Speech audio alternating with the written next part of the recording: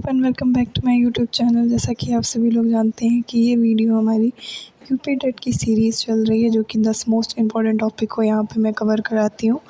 तो ये सीरीज़ आपकी 1 तारीख तक चलेगी, जिसमें आपके यूपी टेट एग्ज़ाम के लिए जितने भी मोस्ट इम्पॉर्टेंट टॉपिक हैं, क्वेश्चन हैं, उनको कवर किया जाएगा।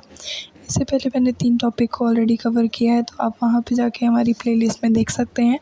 और जिनको अभी तक कोई भी कन्फ्यूज़न है तो आप मुझसे ज़रूर पूछ सकते हैं, मैं आपकी सारी प्रॉब्लम को सॉल्व कर दूँगी। यूपी टेट से रिलेटेड जो भी आपको परेशानी है।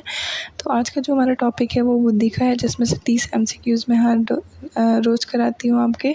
तो 30 एमसीक्यूज़ में आज जो हमारा टॉपिक है वो बुद्धि का है। तो चलिए स्टार्ट करते हैं हमारे टॉपिक को।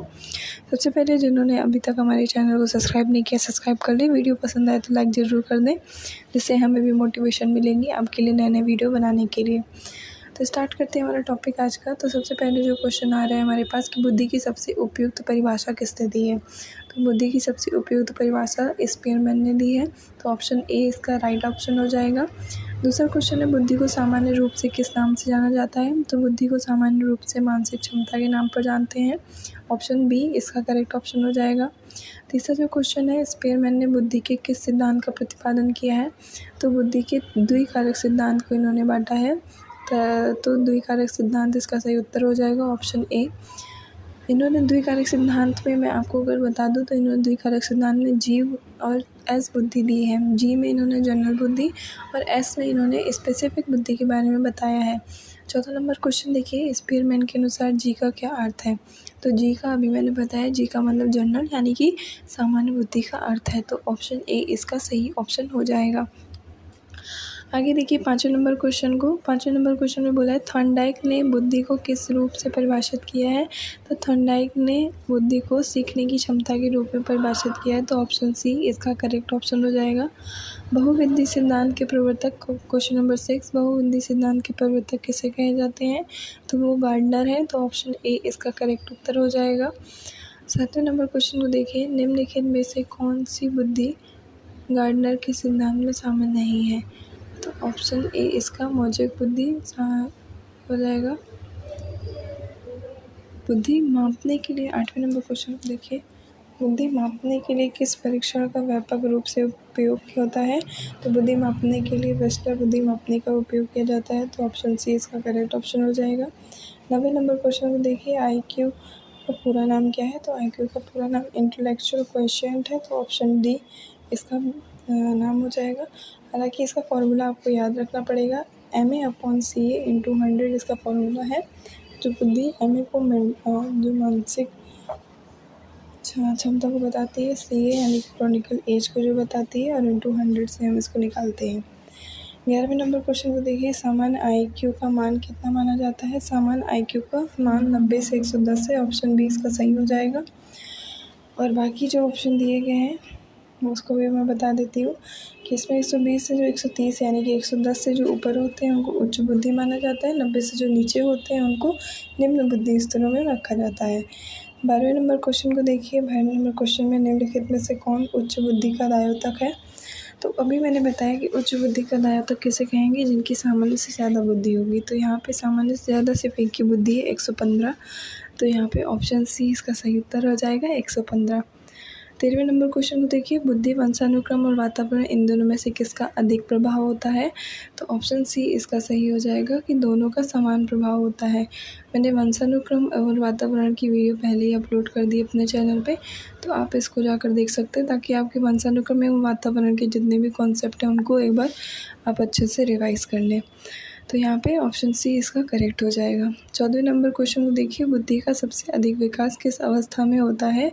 तो बुद्धि का सबसे अधिक विकास सी यानी किशोरावस्था में होता है। इसको आप इस तरह से भी समझ सकते हैं कि जैसे आपके बड़े बुजुर्ग कहते हैं कि किशोरावस्था में अक्ल की दाढ़ आती है, तो आप इसको इस तरह से भी समझ सकते हैं कि बुद्धि का सबसे अधिक विकास उसी अवस्था में, किशोरावस्था में होता है। 15 नंबर क्वेश्चन को देखिए, निम्नलिखित में से कौन बुद्धि के गैर संज्ञानात्मक घटक का उदाहरण है। तो बुद्धि के गैर संज्ञानात्मक घटक में आपका प्रेरणा आता है, स्मृति, ध्यान, तर्क शक्ति, ये तीनों ही इसमें आते हैं, पर प्रेरणा तीनों नहीं आते। प्रेरणा मतलब तीनों बुद्धि में आते हैं, पर प्रेरणा इसमें नहीं आता। 16 नंबर क्वेश्चन को देखिए, स्टर्नबर्ग के अनुसार बुद्धि के 3 प्रकार, तो स्टर्नबर्ग के अनुसार बुद्धि के 3 प्रकार हैं, जैसे कि व्यवहारिक, सैद्धांतिक, रचनात्मक। तो ऑप्शन ए बिल्कुल सही हो जाएगा। 17 नंबर क्वेश्चन को देखिए, फ्लूइड और क्रिस्टलाइज बुद्धि का सिद्धांत किसने दिया? तो ये रेमंड कैटल ने दिया है, यानी कि कैटल ने दिया है इस बुद्धि के सिद्धांत को। फ्लूइड यानी कि तरल बुद्धि और क्रिस्टलाइज यानी कि ठोस बुद्धि के बारे में इन्होंने बताया है, ऑप्शन सी। 18 नंबर क्वेश्चन, शिक्षा का उद्देश्य बुद्धि का क्या है? बुद्धि का विकास करना है। तो शिक्षा हमें किस लिए दी जाती है? बुद्धि के विकास करने के लिए। तो ऑप्शन सी इसका राइट हो जाएगा। 19 नंबर क्वेश्चन को देखिए, निम्नलिखित में से कौन बुद्धि का विशेष लक्षण नहीं है? तो बुद्धि का विशेष लक्षण यह नहीं है कि यह सीखी जाती है या सीखी नहीं जाती, या अमूर्त है, सामान्य है, सामान्य समस्याओं के समाधान में सहायक होती है। 20वें नंबर क्वेश्चन को देखिए, बुद्धि और प्रतिभा में क्या अंतर है? बुद्धि और प्रतिभा में उपयुक्त सभी, यानी कि डी ऑप्शन सही उत्तर हो जाएगा इसका, क्योंकि बुद्धि जन्मजात होती है, प्रतिभा अर्जित होती है। प्रतिभा जन्मजात होती है, बुद्धि विकसित होती है। प्रतिभा किसी एक क्षेत्र में उच्च दक्षता है। 21वें नंबर क्वेश्चन को देखिए, निम्नलिखित में से कौन बुद्धि का आकलन करने वाला कारक नहीं है? तो इसका जो उत्तर हो जाएगा वो शारीरिक बल होगा। इसमें आपने एक कहावत तो सुनी है ना, अकल बड़ी या भैंस, तो हम इस मुहावरे से ये कह सकते हैं कि जो अकल है उसको हम, जो बुद्धि है उसको हम शारीरिक बल पे नहीं नाप सकते हैं, तो ये शारीरिक बल इसका सही उत्तर हो जाएगा। 22वें नंबर क्वेश्चन को देखिए, बुद्धि का क्षेत्र व्यापक है क्योंकि यह विविध है। अगर यह सीमित होता तो व्यापक ना होता, एकरूप होता तो व्यापक ना होता, स्थिर होता तो व्यापक ना होता। विविध है इसलिए यह व्यापक है, ऑप्शन बी इसका सही उत्तर हो जाएगा। 23वें नंबर क्वेश्चन को देखिए, निम्नलिखित में से कौन सी स्थिति निम्न बुद्धि को दर्शाती है? तो निम्न बुद्धि को अगर मैं बात करूँ तो पिछले क्वेश्चन में मैंने आपको बताया भी है, 125 ये उच्च बुद्धि हो जाएगी, 95 या जनरल बुद्धि यानी सामान्य बुद्धि हो जाएगी, 105 या उच्च बुद्धि हो जाएगी, पर जो 75 है वह आपकी निम्न बुद्धि यहाँ पे दर्शाती है, तो ऑप्शन सी इसका सही उत्तर हो जाएगा। 24वें नंबर क्वेश्चन को देखिए, वेस्लर बुद्धि मापनी किस आयु वर्ग के लिए उपयुक्त है? तो वेस्लर की बुद्धि जो मापनी है वो ऑप्शन डी यानी कि सभी आयु वर्ग के लिए यहाँ पे उपयुक्त है। 25 नंबर क्वेश्चन को देखिए, बुद्धि परीक्षणों की विश्वसनीयता का क्या अर्थ है? तो बुद्धि परीक्षणों की विश्वसनीयता का अर्थ है समान परिणाम, तो ऑप्शन डी इसका सही उत्तर हो जाएगा। 26 नंबर क्वेश्चन को देखिए, निम्न में से कौन अविकसित बुद्धि का कारण बन सकता है? तो आपको ये बात पता होगी कि जिस तरह से पोषण मिलता है उसी तरह से बुद्धि का विकास भी हो सकता है। तो अविकसित बुद्धि यानी कि अनुपयुक्त पोषण, अगर आप पोषण सही नहीं है तो अविकसित बुद्धि का यह कारण बन सकता है, ऑप्शन ए इसका सही उत्तर हो जाएगा।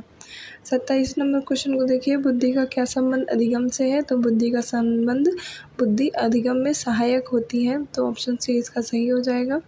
28वें नंबर क्वेश्चन को देखिए, समस्या समाधान की क्षमता मुख्यतः किससे संबंधित है? तो समस्या समाधान की क्षमता ऑप्शन बी बुद्धि से संबंधित है। 29वें नंबर क्वेश्चन को देखिए, बुद्धि को मापने के लिए बनाए गए परीक्षण कहलाते हैं?